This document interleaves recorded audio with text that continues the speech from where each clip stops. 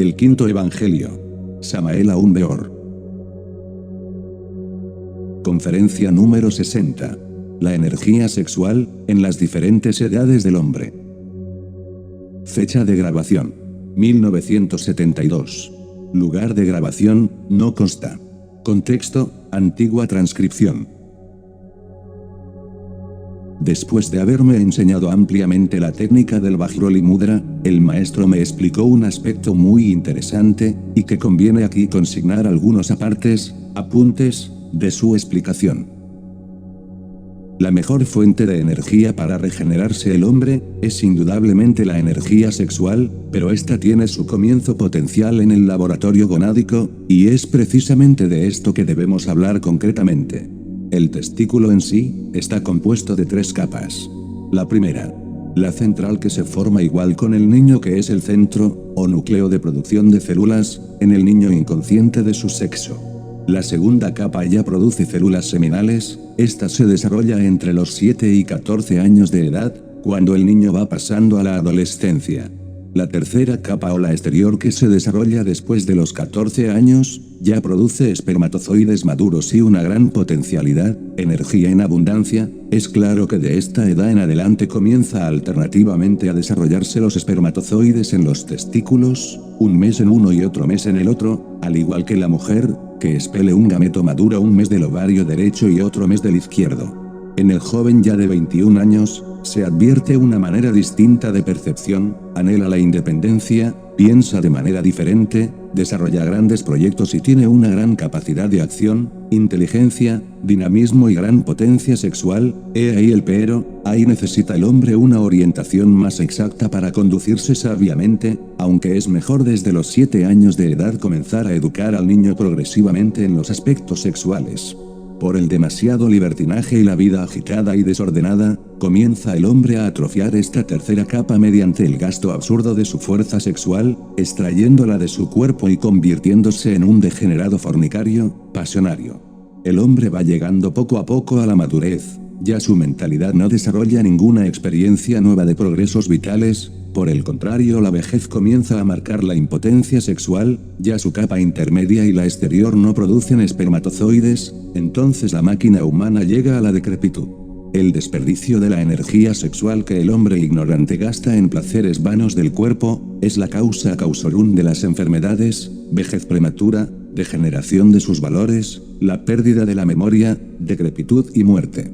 Por eso es que mientras que el joven es dinámico, abierto a lo nuevo, revolucionario, etc., el viejo es terco, cerrado, con mente de piedra, no acepta lo nuevo, lo práctico. Esto se debe a que sus glándulas sexuales ya no producen espermatozoides capaces de despertar en el hombre la inteligencia necesaria para analizar, discernir y, más que todo, para transformar la sustancia en energía, la energía en fuego, el fuego en conciencia, la conciencia en espíritu.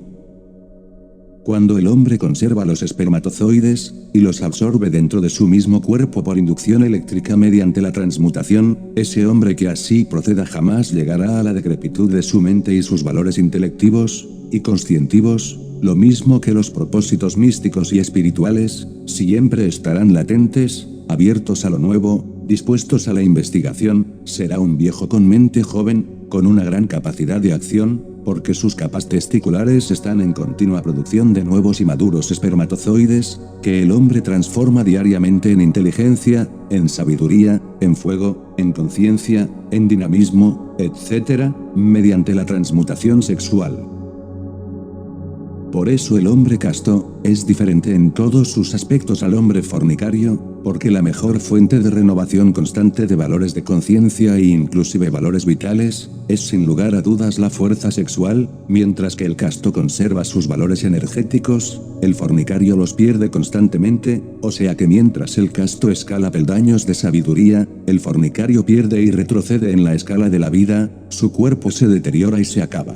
Mientras el fornicario pone su cuerpo al servicio del diablo, de las tentaciones y pasiones sexuales, mientras el bruto extrae su propio fluido de la vida que es la fuerza sexual, el casto pone su cuerpo al servicio de Dios, al servicio de la gran causa de servir a la humanidad, y toda su capacidad es fiel resultado de la conservación de su energía sexual.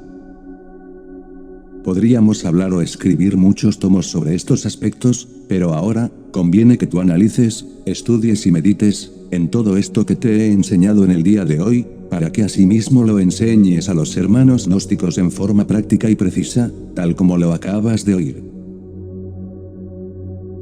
Ya era muy tarde, pues el maestro ese día lo dedicó en su totalidad a enseñarme todos los ejercicios. Ese día no atendió ninguna clase de ocupación diferente a la que tenía, dedicado exclusivamente a enseñarme todos los 6 ritos maravillosos, con sus explicaciones precisas.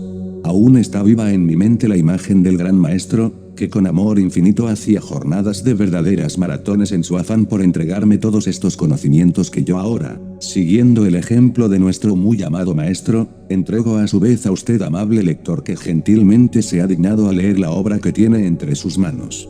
El recuerdo del gran Avatara de Acuario está latente en mi memoria y sus palabras aún resuenan en nuestra imaginación con ese mismo timbre enérgico del gran comandante del Ejército de Salvación Mundial, impregnadas de amor y sabiduría. Gratos momentos inolvidables que me hicieron verdaderamente feliz y dichoso, yo, un mísero gusano de la Tierra, un pobre microbio de este planeta Tierra, haber tenido la oportunidad de convivir con un profeta inmortal. Realmente no comprendo cómo a un pecador sin ningún merecimiento ante los ojos de Dios, se me concede tal privilegio, que ahora tengo la gran satisfacción de compartir con todos los hermanos gnósticos que lean este libro. Para ustedes exclusivamente, los lectores de este libro, va mi abrazo respetuoso y muy fraternal, impregnado de esa fuerza maravillosa que nos entregó el gran sabio, fundador y director del movimiento gnóstico cristiano universal, venerable maestro Samael Aún Weor. Vamos al templo de Chapultepec. Ahora, continuando en nuestro propósito de entregar a ustedes todas las enseñanzas que nos diera el maestro, narraremos la visita que nos proporcionó el maestro al castillo de Chapultepec. Al domingo siguiente dijo el maestro en casa a su esposa e hijos: mañana me iré con el hermano Efraín Villegas Quintero a pasearlo en el bosque de Chapultepec, para que conozca el castillo, el lago, el museo, etc. Así es que, no cuenten con nosotros en el día de mañana.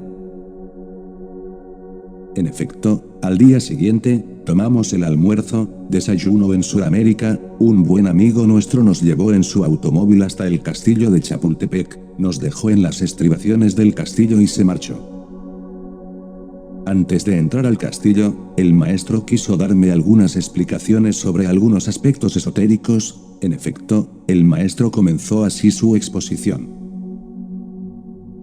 Bueno, aquí estamos, mis estimables hermanos, precisamente al pie de las rocas que cubren el templo de Chapultepec. Este es un templo que está en estado de ruinas. Arriba vemos el castillo del que habla Krum Heller, en su novela Rosa Cruz. Se destaca a simple vista las torres del castillo, la azotea del castillo, ventanas y un poco de bosque. En aquel lugar donde está ese árbol, el maestro me indicaba el lugar preciso. Hay una puerta secreta que las gentes ni remotamente sospechan, porque eso pertenece a la 4ª dimensión. Allá en aquel lugar puedes observar que hay rocas, ciertas moles de piedra, bajo las cuales se encuentra el templo de Chapultepec. Es claro que está en estado de ruinas y las gentes jamás podrán descubrir tal templo, debido a que está dentro de la 4ª dimensión.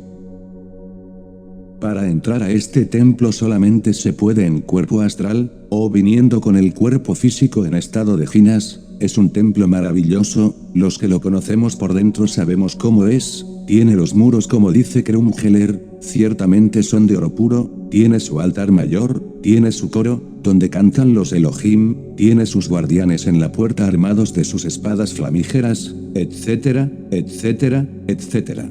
Yo personalmente conozco el templo, y considero que es uno de los monumentos más bellos de la antigüedad. Antiguamente se llegaba aquí a este templo desde la Atlántida. Se realizaban 7 jornadas para llegar aquí a la hermosa catedral sagrada. En la 7ª jornada se llegaba exactamente al templo. Los caballeros tigres y los caballeros águilas conocían el templo. Me refiero a caballeros aztecas nahuals. Ellos ponían su cuerpo en estados de ruinas y llegaban aquí. Era muy curiosa la forma como ponían su cuerpo en estado de ruinas. se entredormían y dormidos medio despiertos invocaban al genio elemental del tigre, se acostaban sobre una piel de tigre, y cuando ya se sentían entre dormidos y despiertos, invocaban ese genio del tigre, y como imitándolo, imaginándose ser tigres, caminaban en 4 patas y ciertamente hasta llegaban a tomar la figura del tigre, porque el cuerpo en la 4ª dimensión, cuando penetra en la 4ª coordenada, puede tomar cualquier figura incluyendo la del citado animal.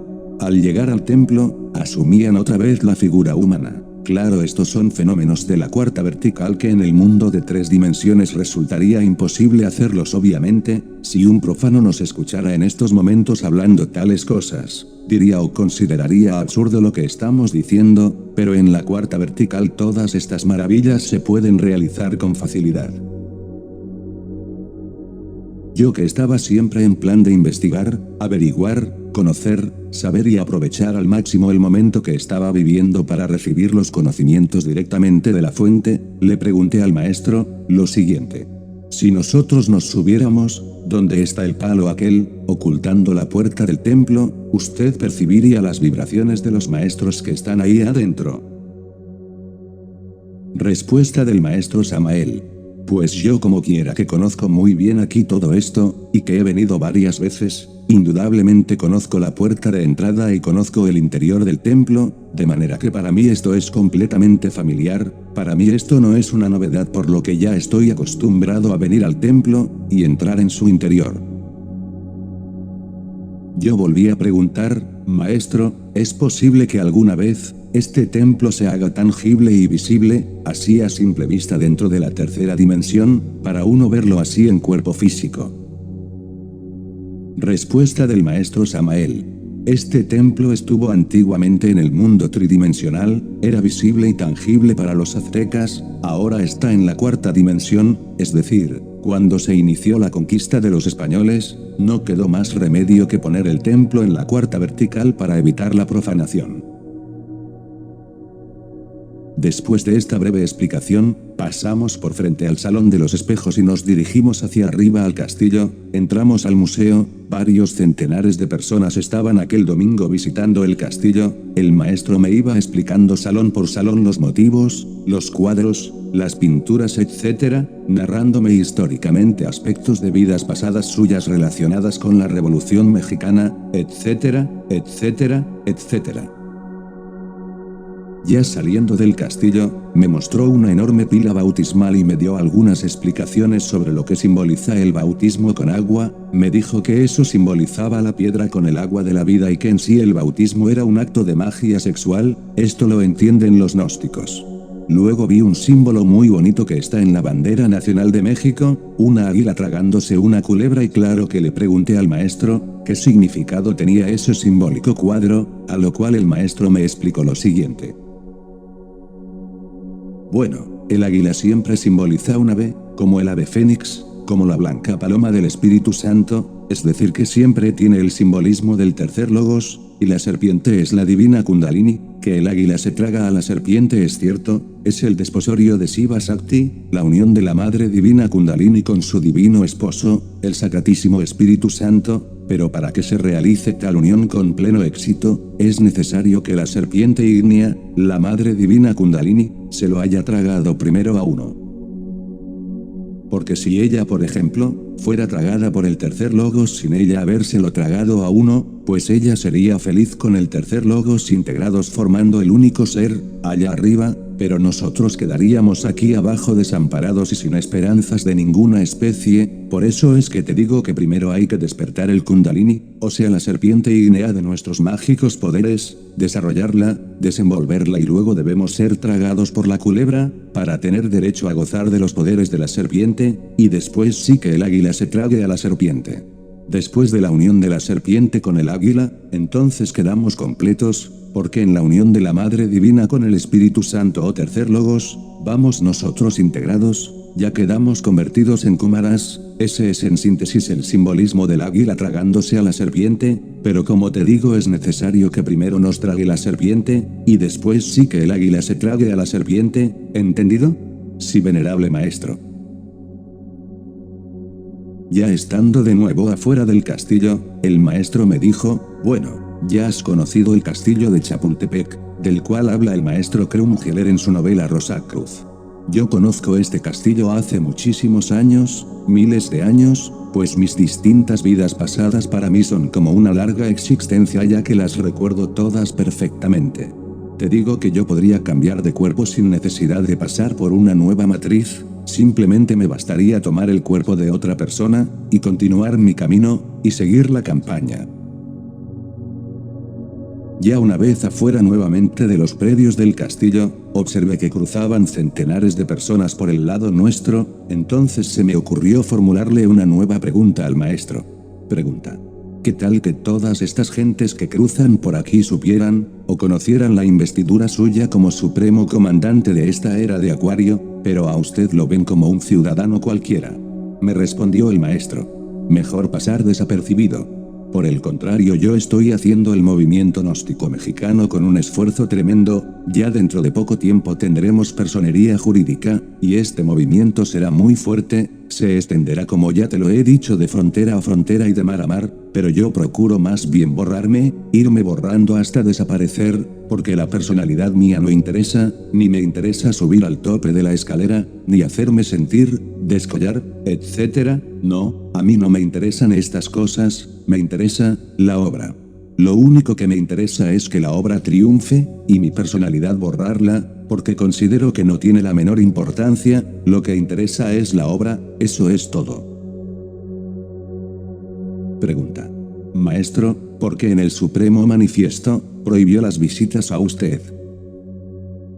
Respuesta del maestro Samael: para que no se quemen, porque los que vienen a visitarme quisieran verme a mí, sentado en un nicho de oro, o tal vez crucificado haciendo terribles penitencias, vestido de anacoreta cargando saco y cilicio, como los ermitaños de otros tiempos, o con las barbas hasta el ombligo echando rayos y centellas con un turbante blanco, o de distintos colores con una túnica resplandeciente por las calles de México, es decir, cada cual quiere verme de acuerdo como su mente se lo figura, y al ver que tengo un cuerpo humano, una personalidad humana adaptada al medio ambiente en que me toca trabajar y desenvolverme, entonces pues es obvio que se desilusionan.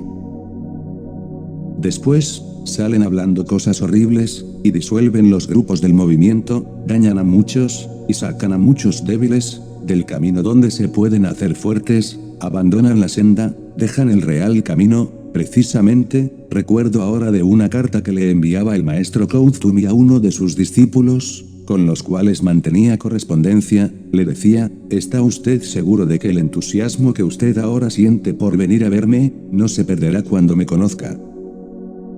Por esas palabras, te darás cuenta de que los maestros saben lo que son los estudiantes o los discípulos. Cuando ya conocen al maestro personalmente se desencantan, se desilusionan, entonces conviene no hacerles perder el entusiasmo a los estudiantes, es mejor no perjudicarlos, no quemarlos, después de algún tiempo se retiran o dañan grupos, etc. En el bosque de Chapultepec. Ya una vez estuvimos dentro del bosque de Chapultepec con el maestro, contemplando ese maravilloso paisaje de colorido indescriptible, de una belleza incomparable, se me ocurrió hacerle otra pregunta al maestro. Pregunta: maestro, si usted quisiera, o se propusiera saber la vida de cada ser humano, ¿perfectamente lo podría hacer? El maestro respondió: pues es claro, que si yo me propongo, pues logro saber la vida de cualquiera, pero eso es si me lo propongo, pero si no me lo propongo pues claro está que no puedo saber lo que no me interesa, eso es obvio. Personalmente no pretendo saberla o meterme en la vida de nadie, solamente cuando se trata de saber asuntos kármicos de alguna persona, como un caso muy especial. La humanidad toda en tiempos antiguos, si tenía esa facultad. Desgraciadamente las facultades del ser humano comenzaron a degenerarse a raíz de la sumersión del continente Atlante, después de la segunda gran catástrofe transapalniana, la humanidad se precipitó por el camino de la degeneración, no solamente física, sino también psíquica. Los sentidos se fueron atrofiando espantosamente y eso claro, es bastante doloroso. Piensa que en los antiguos tiempos cuando la humanidad no había caído en la generación animal, tenía una vista muy poderosa el ser humano. Entonces, cuando el ser humano miraba hacia el infinito, veía no solamente los mundos en su aspecto puramente físico, sino también podía ver a las criaturas humanas de aquellos mundos del espacio estrellado y aún más, percibía a los dioses santos, es decir, a los genios planetarios de los distintos sistemas solares de nuestra galaxia. Mucho más tarde, el ser humano perdió esa vista tan poderosa, y entonces, ya no quedó viendo sino los mundos puramente físicos. Sin embargo, los iniciados reconquistaron sus facultades y podían ver ya no solamente los genios planetarios y las humanidades de otros mundos al levantar la vista hacia los cielos, sino que también podían perfectamente ver mundos que habían existido en el pasado y mundos que existirían en lo futuro. Eso se lograba por medio de la iniciación, es claro. Después de la sumersión del continente Atlante, repito, la humanidad se precipitó por el camino involutivo en lo físico y en lo psíquico. Hoy en día es una vergüenza el estado que se encuentra la humanidad, pues los seres humanos han atrofiado las facultades físicas y las psíquicas. Hoy ya las gentes no se dan cuenta de las causas de todos los fenómenos que se suceden a su alrededor, como en otros tiempos de la Atlántida o de la Lemuria. Hoy pasa una onda mental cerca de alguien y ese alguien no se da cuenta de la onda que acaba de pasar. Nadie es capaz de ver los tatuas como en otras ocasiones, nadie ve los tatuas principales, como Texas, Apas, Bayou, Prithvi, Akas, mucho menos son capaces de percibir, por ejemplo, Shiva Shakti Tatua. No, la humanidad se ha precipitado por una vía completamente involutiva y se encuentra absolutamente degenerada. Eso es una verdadera vergüenza, y es que han dañado las facultades precisamente por la falta de reflexión y meditación, además que el sexo es lo fundamental y se han degenerado sexualmente. En los tiempos de la Atlántida y de la Lemuria, las gentes sabían cumplir con el deber parlok del ser. Hablando en un lenguaje más comprensible para ustedes, diría que sabían cumplir perfectamente con el deber cósmico. Este deber parlok es importantísimo ya que consiste en no dejar de meditar, sobre todo en las informaciones que llegan a los 5 centros de la máquina humana, es decir, no debemos recibir o las percepciones, o lo que sea en forma inconsciente. Los 5 centros de la máquina humana. Empecemos por el centro intelectual. Es absurdo leerse un libro en 24 horas de página a página y luego tirarlo a un lado, y decir que ya lo conoce. Eso es barbarismo. Con ese proceder lo que se consigue es arruinar definitivamente el centro intelectual.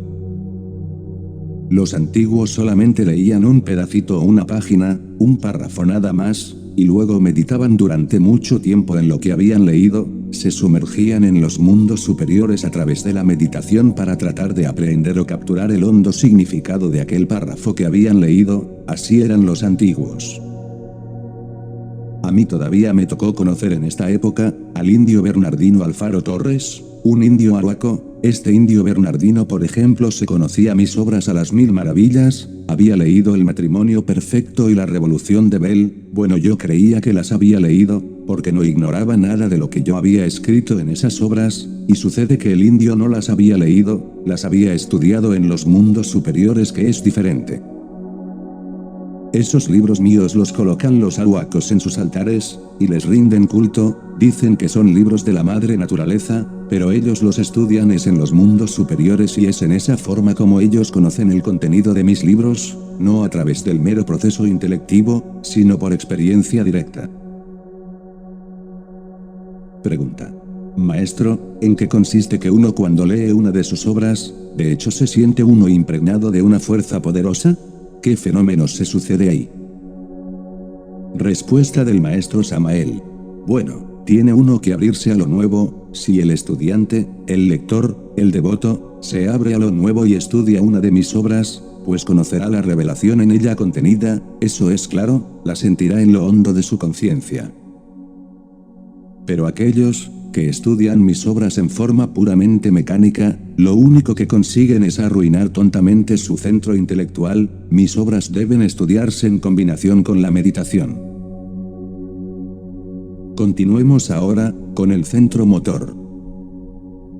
No debe uno tener hábitos inconscientes, uno debe hacerse consciente de sus hábitos, de los movimientos de su cuerpo, de sus viajes, del ir y del venir, de todo aspecto que atañe a nosotros y no aceptar nada así a la loca tolondra. No, Todo movimiento debe hacerse consciente, los hábitos, las costumbres, etc. En esa forma se hace uno consciente de todo lo que llega al centro del movimiento. Pasemos ahora al cerebro emocional situado en el plexo. Uno debe ser consciente de todas sus emociones. ¿Qué diremos de esas gentes como por ejemplo esas mujeres que en los ruedos o plazas de toros se quitan los zapatos y sus ropas íntimas y se las tiran a los toreros? ¿Qué diremos de todas esas gentes que tiran sombreros, sacos, carteras, etcétera? Todo por dejarse llevar de un loco frenesí. Esas gentes son completamente dementes, enajenadas de sí mismas, ¿verdad? Claro, eso es lo que se llama inconsciencia completa, gentes que ante una competencia de box, por ejemplo, resultan haciendo barbaridades, dándose puñetazos unos con otros. Eso se debe a la falta de control sobre el centro emocional, a la falta de hacerse consciente de las percepciones que llegan a ese centro. También debemos hacernos conscientes de nuestros instintos. Las gentes se mueven por instinto y son muchos los instintos que hay en la vida: el instinto de conservación, el instinto de vivir, el de defenderse, el de atacar, etc. Pero uno no es capaz de hacerse consciente de ellos y es necesario hacerse consciente de todos los instintos y de todos los impulsos instintivos. Tenemos también el centro sexual. Absurdo es querer manejar el sexo en forma mecanicista entregado a la más abominable fornicación. Es pues necesario saber que debemos saber cumplir con el deber parlot del ser, es decir, hacernos conscientes de todas las percepciones que llegan a los 5 centros de la máquina orgánica. El primer centro es el intelectual, que está en el cerebro; el segundo el centro emocional, que está en el plexo solar; el tercero el del movimiento, que está en la parte superior de la espina dorsal; el cuarto el de los instintos, que está en la base de las vértebras inferiores de la espina dorsal; por último el centro del sexo, que está claro, en el sexo. Necesitamos hacernos conscientes de todas las impresiones que lleguen a los 5 cilindros de la máquina orgánica. Eso es lo que se llama cumplir con el deber parlot del ser. Antes de la Atlántida y de la Lemuria, las gentes sabían cumplir con el deber parlot del ser, y por ese motivo gozaban de las percepciones de los mundos superiores, eran conscientes de las causas y de los fenómenos que se sucedían a su alrededor. En cambio ahora las gentes viven en un estado de inconsciencia espantoso, no se dan cuenta de las cosas más simples que suceden a su alrededor, y eso es verdaderamente lamentable. Con el tiempo, habrán iniciados que vayan entendiendo mejor nuestras enseñanzas, esos vivirán en una forma reflexiva, más autoconsciente. Bueno, por ahora creo que ya es suficiente lo que hemos hablado, y tenemos que ir a tomar el metro, que nos ha de conducir esta tarde, desde el bosque de Chapultepec, hasta la casa. En efecto, salimos del bosque cruzando varias cuadras hasta encontrar una estación del metro, una especie de ferrocarril subterráneo que cruza la ciudad de extremo a extremo en diferentes direcciones. Nos subimos al famoso metro. No había puesto o sillas disponibles. El maestro, con mucha paciencia y como cualquier persona sin ninguna importancia, se colocó en un rincón de pie. Yo me hice a su lado y el metro arrancó en veloz carrera por debajo de la ciudad. En pocos minutos llegamos a la estación final donde deberíamos bajarnos para seguir luego a pie hasta la casa del maestro. En el camino el maestro, como cualquier otro hombre de hogar, se detuvo en una panadería, compramos algunas golosinas y seguimos la marcha. Cuando llegamos a casa, la maestra Littelantes nos aguardaba eufórica y cordial, con una cena deliciosa que, amenizada con música estilizada, me hacía sentir pleno de gran satisfacción en aquel hogar encantador de recuerdos imperecederos. Las grutas de Cacahuamilpa. Esa semana, el maestro me anunció que me llevaría a conocer las famosas grutas de Cacahuamilpa, lugar turístico por excelencia, donde se desplazan miles y miles de personas, a conocer una verdadera maravilla de la naturaleza.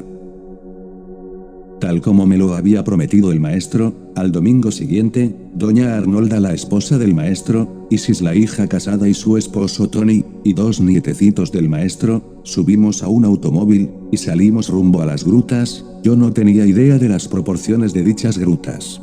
Llegamos después de recorrer aproximadamente unos 120 kilómetros. Mucha gente había viajado aquel domingo, comenzamos a penetrar por las grutas, una especie de túnel gigantesco natural con un ancho aproximado de 50 metros por otros 50 de altura y una profundidad de 1500 metros aproximadamente, tiene por el centro un andén de cemento de aproximadamente 2 metros de ancho, altoparlantes con música clásica muy especial que le da un tono místico de atracción investigativa, las grutas tienen una iluminación zonal, de tal manera que a medida que uno avanza por dentro de la tierra o mejor por entre las grutas, se van encendiendo focos o bombillos al paso de los turistas.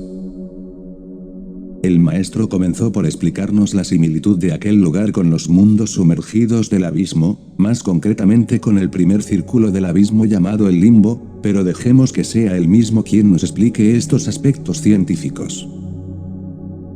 Expone el maestro Samael.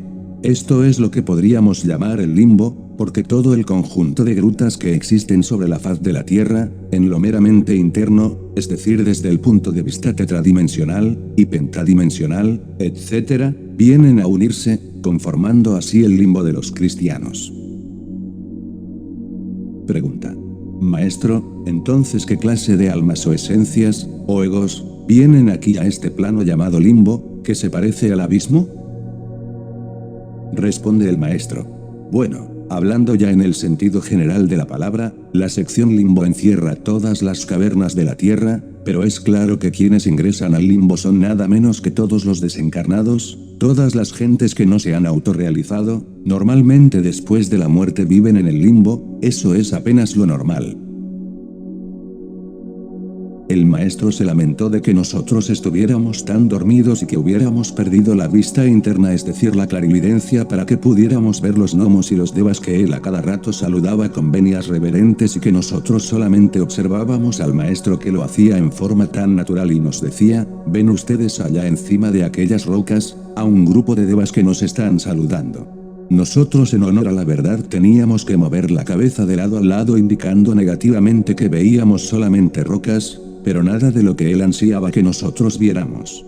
Al llegar a una profundidad de unos 800 a 1000 metros, nos dijo el maestro, vamos a llegar donde hay un gran templo en estado de ginas, veremos si lo descubre el hermano Efraín Villegas Quintero. Nosotros continuamos caminando, yo observaba unas cúpulas naturales y unas formas muy hermosas de rocas, al llegar a cierta parte el maestro, considerando que yo no tenía ninguna capacidad para identificar algo desconocido para mí, se adelantó a decirnos, aquí estamos frente al templo, allí vemos al guardián parado en la puerta con una espada flamígera en su mano, al fondo vemos muchas bancas al lado y lado, un pasillo central, mucho más al fondo vemos el altar, ¿lo ven ustedes?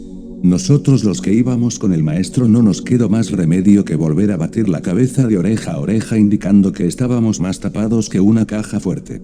El maestro se lamentó de que nosotros estuviéramos tan dormidos y tan ciegos que no pudiéramos contemplar las maravillas que él sí podía contemplar con su ojo de diamante, es claro el gran avatar así podía ver los gnomos, los devas, los templos en estado ginas, etc., porque es clarividente, clariaudiente, polividente, etc., pero nosotros que solo somos legiones, ¿qué podemos ver? Solo rocas y más rocas.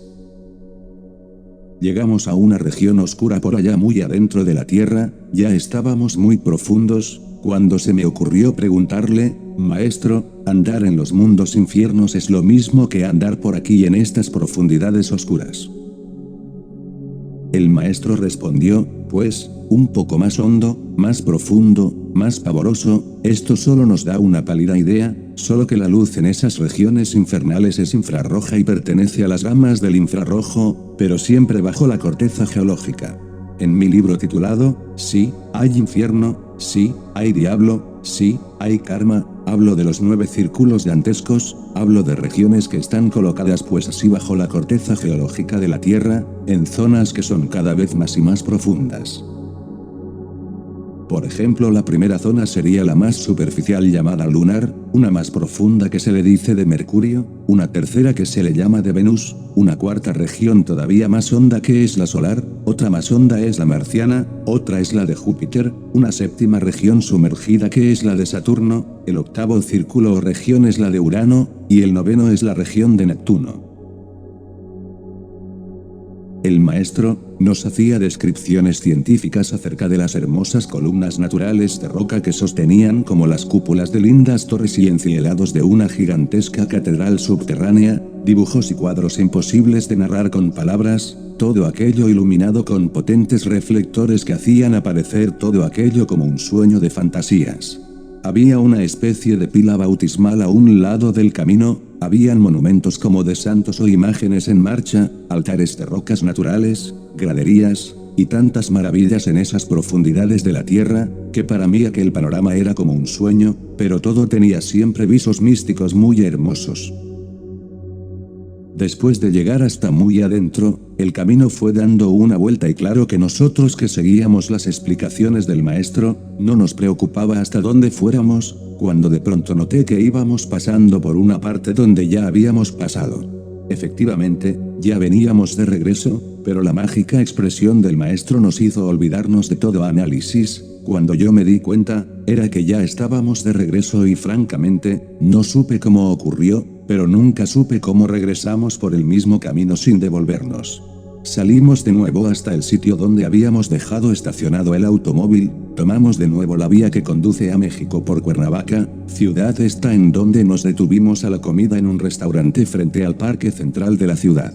Yo observé desde adentro, que afuera en el parque había unos mariachis con instrumentos y se me ocurrió preguntarle al maestro, ¿qué oficio hacían dichos mariachis en ese parque sentados frente al restaurante donde nosotros estábamos comiendo? El maestro me contestó que esos mariachis siempre permanecían allí para tocar y cantar cualquier pieza musical o canción que le exigieran las personas que allí entran a comer o al almorzar, entonces si yo les digo que vengan a tocar, ellos vienen maestro. Respondió el maestro Samael. Claro que si tú le pides una canción, pues ellos la cantan y tú les pagas 20 pesos, eso es todo. Yo que tanto admiro el folclore mexicano por la alegría que se transmite a través de las trompetas, violines y gargantas, desintegrando y desapareciendo la tristeza y la nostalgia de los corazones afligidos, transformando el ambiente en una verdadera fiesta, contagiando a los oyentes de la euforia que caracteriza a los rancheros de sombrero alón y pistola al cinto. Recordé cuando era niño, la primera película que había visto en mi vida, cantaban precisamente varios conjuntos de mariachis y la primera canción que había escuchado se titulaba, Guadalajara, Guadalajara, Guadalajara. Entonces yo queriendo revivir aquellos tiempos deliciosos de niños, cuando la alegría en mi corazón inocente era natural cuando secundaba las actuaciones de los artistas mexicanos, que me contagiaba de los gritos y falsetes, salí del parque y llamé al director del conjunto, de inmediato a una voz estuvieron todos dentro del hotel o restaurante. A sus órdenes mi cuate, que quiere que le toquemos. Arranquen con Guadalajara. Con mucho gusto señor. Muchachos, con Guadalajara vamos, a la 1, a las 2 y a las 3. De inmediato se escuchó dentro del salón del restaurante, aquella armoniosa y alegre tonada que escuché de niño en la primera película que vi en mi presente existencia, aquella comida con el maestro y su familia se tornó en una verdadera fiesta amenizada deliciosamente con música y canciones de México, aquel folclore que siempre está en la lista de mis preferencias. Fue otro de tantos días agradables que pasé en México, país de encantos, mariachis y vaqueros, de místicos tesoros y de dioses encantados y encarnados confundidos con la belleza natural de su territorio mimado y consentido por la naturaleza. El maestro también les pidió a los mariachis que cantaran el son de la negra, les pagamos y se fueron para otra mesa donde los llamaron y siguieron cantando otras canciones hermosas que muchas veces había escuchado y admirado por su sentimiento humano y realista. Después de haber comido y escuchado canciones inolvidables que expresan la tradición de los aztecas, salimos de aquel hotel, abordamos el automóvil y salimos rumbo a México Distrito Federal, regresamos a casa del maestro, yo estaba impregnado de inmensa satisfacción por la serie de sorpresas agradables que ese día disfrutamos, tanto en lo esotérico como en lo exotérico. Esa noche el maestro de regreso a casa me anunció que me llevaría antes de mi partida para Sudamérica, a una segunda cámara que seguramente sería la última en esta oportunidad, ya que se acercaba cada día más el viaje de regreso al continente sudamericano. Primeramente, tendría que asistir al Congreso Internacional Gnóstico de la República de El Salvador, y posteriormente tendría que cumplir una misión en Guatemala y Honduras.